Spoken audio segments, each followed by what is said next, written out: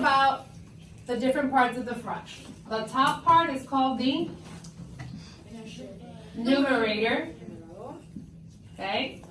The bottom part is called the Denominator. the denominator. Yes? We also need to talk about least common multiple. So instead of writing out the long word, you will hear me say least common multiple. Yes, Gabby? Yes? Awesome. So here are our fractions, 7/8 and 5/12. The first thing I need to figure out are my multiples. Yes? If I'm looking for my least common multiple, that's what I need to do. So the multiples of 8 would be what? 8, 16, 24, 24, 32, 32, and 40. and 40. And we're going to stop there.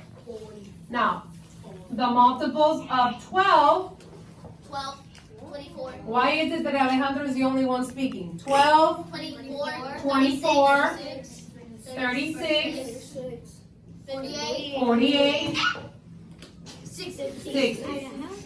Okay, so now I'm going to stop and I'm going to look. What is the same? Well, 24 is the same here. 24 is the same here. And that's it. That is my least common multiple because it is the smallest, el más pequeño. What if there Yes? be two? If there were more, you circle them anyway, but if you're looking for your least common multiple, that's what you're going to be doing. So Okay? If it was like 16 would be the small one? Yeah, There's no- whatever it happens to be. Okay? All right, so now we need to ask ourselves, okay, I need to get to 24 for both of these fractions. So what do I multiply times 12 that's going to give me 24? 2. What I do to the bottom, I must do to the top. You have to share equally. Lo mismo, arriba y abajo. So if I'm multiplying the bottom by 2, I have to multiply the top by 2. That's going to give me 10. Okay, here. What do I multiply times 8 that's going to give me 24? 3. So if I'm multiplying the bottom by 3, To the top. I have to multiply the top by 3. 21. That's going to give me 21.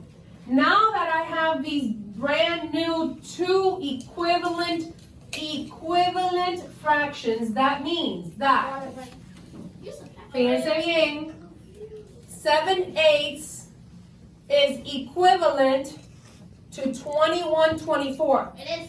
Estas dos son equivalentes. It is. And 5/12 is equivalent to 10, 24. 10/24. Wait. Equivalent is the answer. Equivalent es lo mismo, equivalente, lo mismo. In this case, they're asking us to write an equivalent fraction.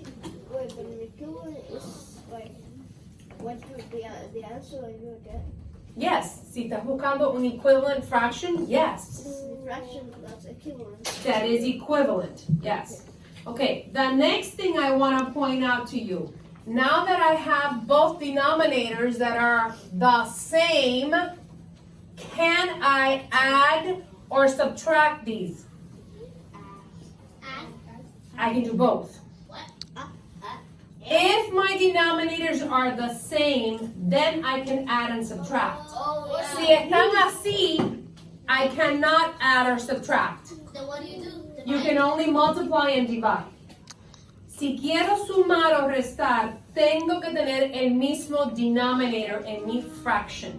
Does that make sense? Yes. So yeah, when I find the equivalent fractions, now I can go ahead and add and subtract them. Yes? Yes. So if I wanted to add them, the answer here, 21 plus 10, 31 over 24. Does anybody remember what we call this? Yes. Fraction. Improper why is it improper? Because you have two different fractions to make one. No, because my numerator is bigger than my denominator. Oh. Okay, that's why it's improper fraction, right? If I were to subtract them, 21 minus 10, that's 11 over It would just be a fraction. 24. This is just a normal fraction, yes? Yes. But I can only add or subtract if my denominators are the Same. same. Okay, so.